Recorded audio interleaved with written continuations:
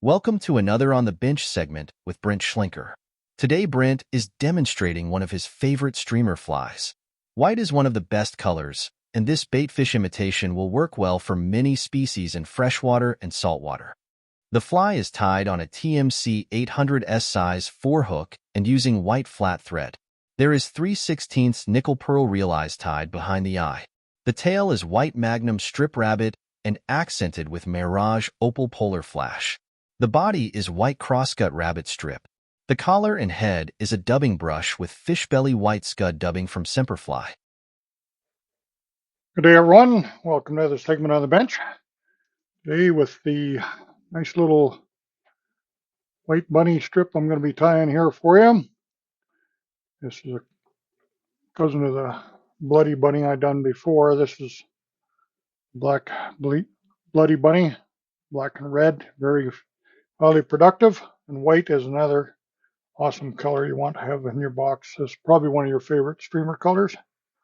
I'm taking the eyes on here. Now these are the real eyes. I'm going to show you something you need to know here. This is the 3/16 pearl. Okay, you have the eyes and everything right in them. They're really nice eyes. Now in this fly here, for example, I've got 7/32 on here, which are heavy enough to turn the fly to ride like a jig upside down. Now I've chosen the little lighter ones on my bait fish here because the 3/16 is a little lighter. It's going to ride hook down. I'm using an 800S Yamco saltwater hook on here. I'm just going to X that on right at the front. And then I'm coming across underneath, and that tightens that right up. You can put a little cement on there if you want, but it's solid. Make sure you got lots of thread pressure on. I'm using the Danville 210 denier flat thread. This is a size 4 hook. I can go to saltwater with this fly too, because I do fish it in both salt and fresh water. Bull trout will be all over this fly for sure, and many saltwater species. Now we're going to be coming in here with some. This is the Magnum strip, bunny strips. Now this fly, like I said, is going to ride hook down. So you have to remember that when you tie your fly, my belly is going to be highlighted with this Mirage Opal Polar Flash. And I'll bring in a generous piece of that. That's a great material. I use a lot of this. And I'm going to tie that on my shank first. That'll be my underbelly. I can just kind of tease that out.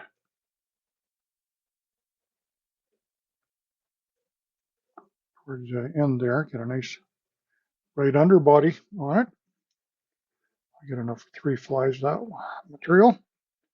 I'll come over top with my Magnum strip, tie it, notch it off the back here, be on top. Then we'll come in with the hackle, and this is going to be rabbit hackle, bunny hackle, cross cut. See the hairs coming off the side. It's cut off, cross cut off the strip, off the hide. Make sure you get these hides tied down good and solid. Put a lot of pressure on your thread. And I'm just winding this one just ahead of the other one. Keep these fibers, hair all coming out nice. That's going to breathe. Make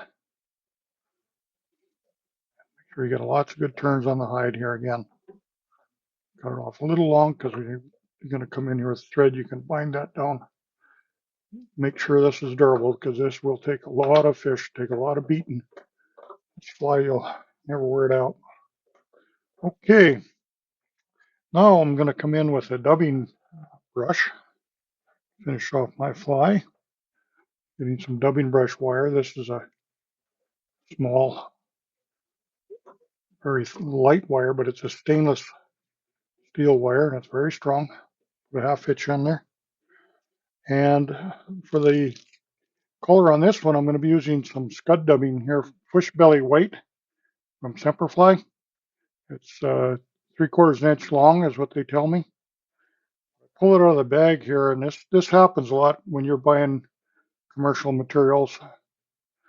You see the blend is not, it's a little lengthy here. It's not blended very good, to be honest with you. And it's not just Semperfly. I'm not picking on anybody in particular, but see, here's chunks that aren't blended. So this is my favorite tool on my bench, is my coffee bean grinder, and I use it a lot. I'll take some, I sprayed that now with some static guard, and I'll just throw all that dubbing right in my grinder. And you can mix different colors and flashes and make your own dubbing too. And I do this with every brand of dubbing I get. I fluff it up. If it's well blended, I like to, it's just easier to work with. There's some got a little knotted on me there. This is pretty fine material, but I can pluck this out now, and I'm going to get a nicer fabric material to work with. Just a little pointer for you. Bring in my dubbing block, or my table. I'm just going to trap the fibers in between the thread and the wire. So I'll just bring this out nice and straight. If I can pull it out of the, pull my fibers out straight. Get behind here, you can see a little better. I'm very close to my camera for you. We'll bring our wire in. Just trap that between the wire and the thread. Now, if you don't have a Norvise or a dubbing block and all that, or you can get these dubbing blocks, they're pretty simple. They're just a wooden block with that spins. You can make your own. You can buy them. They're very reasonably priced for any vise. And brush this material all out.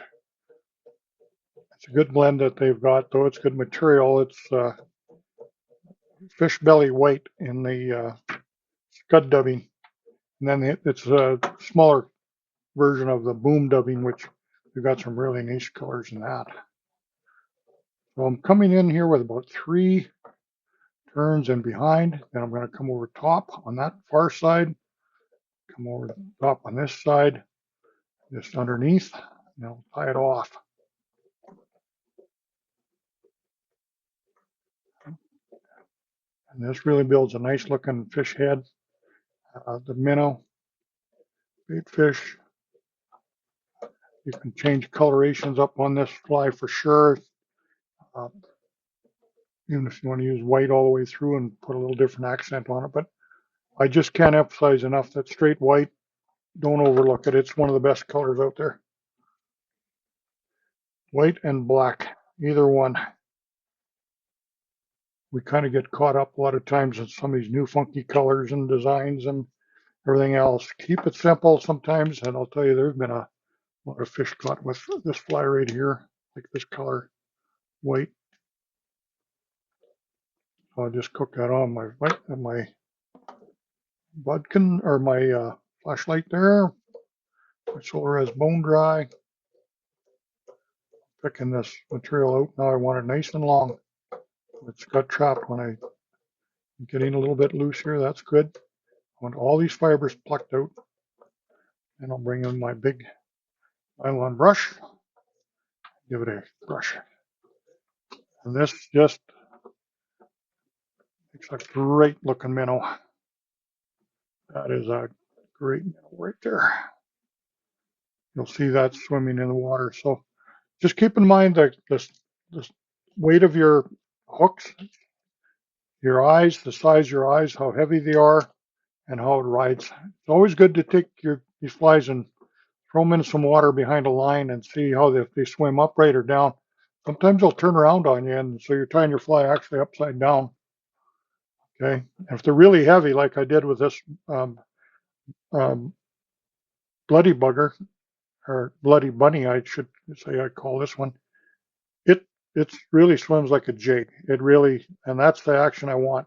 This fly I chose a lighter head because I don't want it to jig. I want it to dive and undulate a little bit, give it some movement, but I want it to basically track fairly straight like a bait fish would, okay?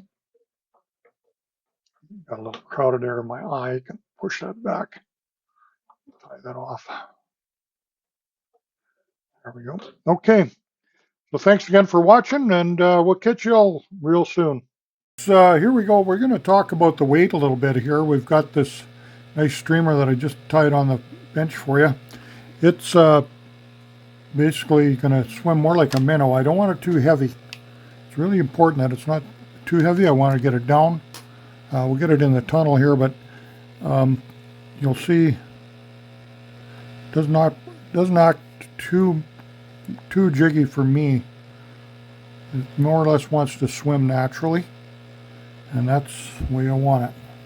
Now we'll come in with a heavier hook, same pattern, just a next size heavier eye, and you can see the jig action, and it's going to ride inverted. Hooks up. It's going to want to. When I get it going, there we go. And that'll catch a lot of species too. But I've tied that tail upside down versus the other one that'll swing hook down. So watch how your flies are weighted. Very important. So thanks again. I hope that helps. Catch you again soon. Thanks to Brent for sharing this fly and some interesting comments on proper weight on your flies. Brent believes that flies tied with breathable materials and proper weight creates movement fish cannot resist. We appreciate you joining us today and look forward to having you back soon. Lots of interesting fly fishing segments with pro fishing tips and flies for you to enjoy. Catch you later.